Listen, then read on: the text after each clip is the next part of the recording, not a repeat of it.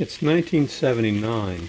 I'm at the Harry Lundeberg School of Seamanship, and right then I was in the cooking program, and it's 5 o'clock in the morning. You have to get up at 5 to start cooking. It's not easy being a cook. 6:30 the people start coming in, and you're in the line, and the food's behind you, and they see you cooking and preparing everything. And the guy said something about grits.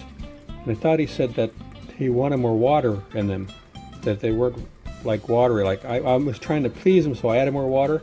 But then I realized he started screaming.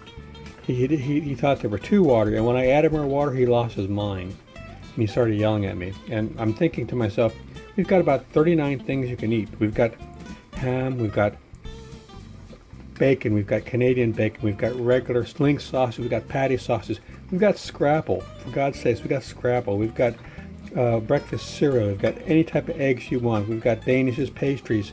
We've got cheese dishes, all sorts of things. And he's freaking out over the grits. And I'm thinking to myself that if he doesn't stop yelling at me, I'm going to jump over this table and counter it.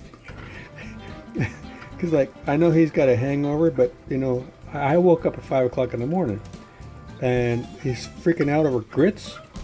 So that's when I decided that I didn't want to ever be a cook.